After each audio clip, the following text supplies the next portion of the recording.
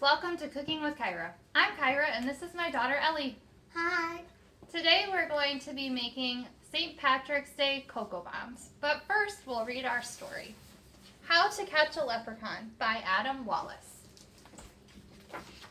I'm sure many of you have probably read this at school or at home.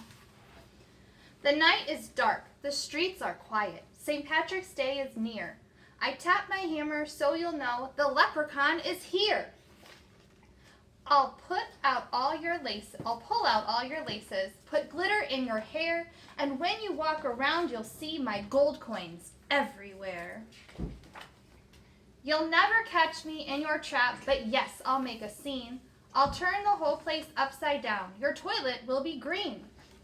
Ooh. My leprechaun doesn't do anything. House number 1. I'm going in. Really? That's your trap? I'm in and out without a doubt. That one was a snap. Oh, the mouse trap. How are they going to use that?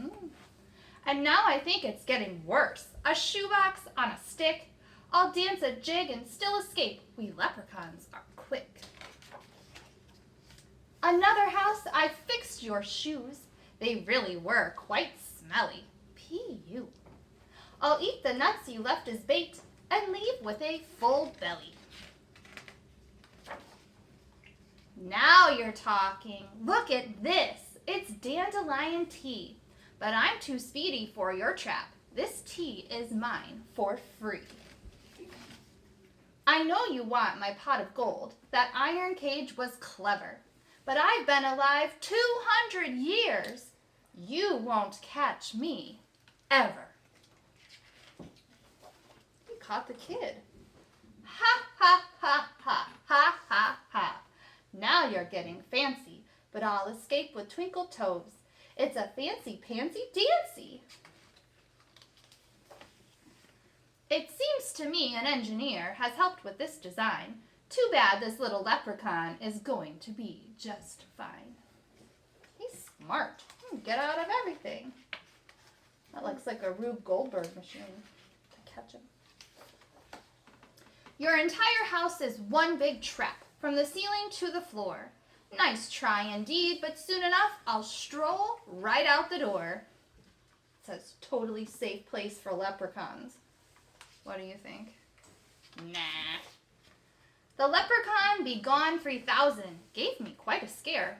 But without a 4-leaf clover, I won't be caught in there. I've never seen a 4-leaf clover. No? Maybe we'll have to go searching. You'll never catch this leprechaun. Impossible! That's a fact. Unless one day a brilliant child designs the perfect trap. Which will be me. But who will that child be? Me. You? Better luck next year. He's old. Maybe we can trap him with our leprechaun hot cocoa bombs. Okay, friends, now that we've read our story, we're going to go ahead and go over the ingredients you should have received in your kit from New Lenox Public Library. The first thing you should see is your hot cocoa bomb mold, a bag of green candy melts, That's the wrong ingredient. a bag of white chocolate hot cocoa, a bag with St. Patrick's Day marshmallows, and a container with St. Patrick's Day sprinkles. In addition to these ingredients, you'll also need a few things from home. The first thing that you'll need we'll need 1 spoon. I got 2 for us. A microwave safe bowl and a baking sheet. Alright friends, so for the first part of our recipe, we're going to only be using our candy melts and our molds. We're going to put all of our candy melts into our microwave safe bowl, and then we're going to microwave the candy melts for 20 seconds, take them out and stir them, microwave them for 10 seconds, take them out, stir them, microwave them for another 10 seconds, take them out and stir them, and we should get nice, smooth candy melt. Okay, and then once we have that done, we're going to start spooning our candy melt into our molds. So we take our spoon and we get a little bit in our spoon. We dump it in the bottom. Go ahead, you can do this. And then we're just going to push it up with the back of our spoon onto the sides of our molds. If you need a little bit more chocolate, you can add more chocolate. You just don't want to see the mold. So you want that all to be green.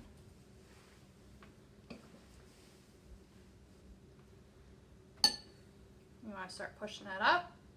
Yep, push it up the sides. Good job. All right, I'm going to do this one. Just push it up on the sides.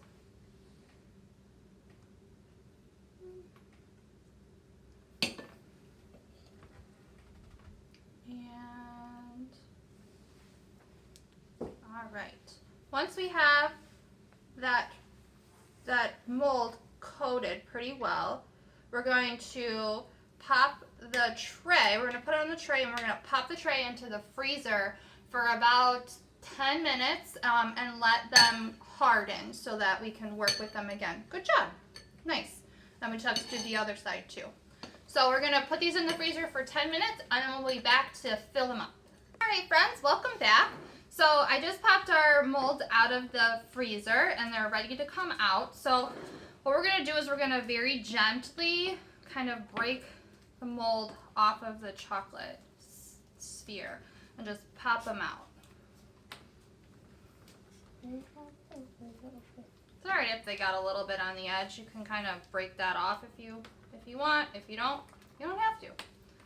Once we have them out of the molds, oh, mine broke a little bit. That's okay. We're going to add some cocoa mix. This is a lot of cocoa mix for these, so we probably only need maybe half a bag for each one, but you're going to dump it in, fill it pretty much to the top. You want to dump yours in?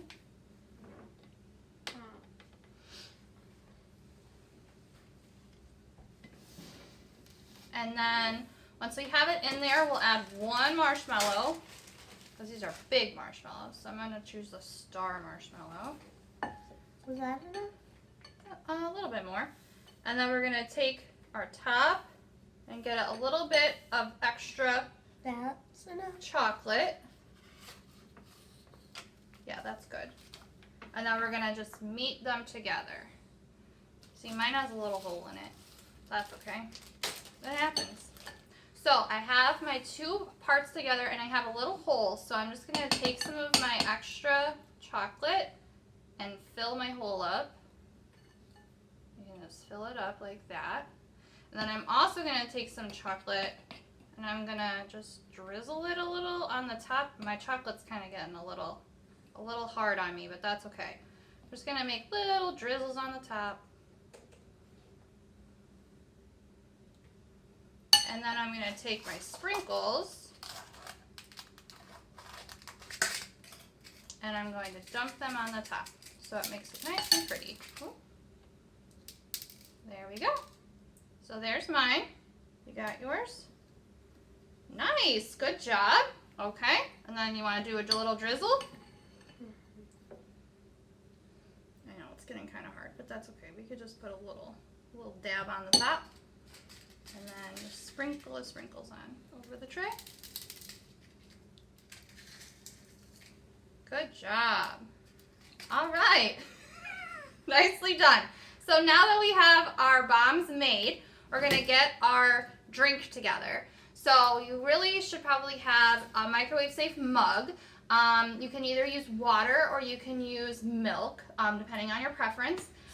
We're going to use milk. I'm going to put milk in a mug, and then I'm going to pop it into the microwave for about 30 seconds. I'm going to take it out and stir it, and then I'm going to probably put it back in for a little bit longer, just until it gets to the point where it's going to melt the chocolate. You might need your parents' help for this, and that's totally fine. Just ask them to make sure that the temperature of the milk isn't too hot, but that it's hot enough to melt the chocolate, and then we'll be back to drink it. Hi friends, welcome back. So I just got our milk heated up. It did end up taking about 2.5 minutes to heat our milk, and that was pausing every 30 seconds to stir. Just a heads up on that. Now we're going to take our bombs. Whoop, there you go. Good job. And we're just gonna drop them in our warm milk.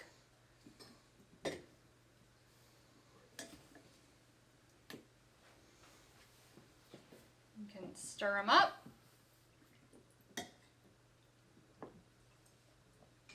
And it should turn your milk a nice green color. Who loves green milk? Nice St. Patrick's Day milk. All right, and you can add the rest of your marshmallows on top if you'd like. Do you want to add some of your marshmallows? I'm going to add all of them. All right. Then we got to cheers. I made a mess. Mine is a little full. Awesome. All right. Oh, all of them. Okay. You ready to cheers? Mm-hmm. Cheers. Happy St. Patrick's Day.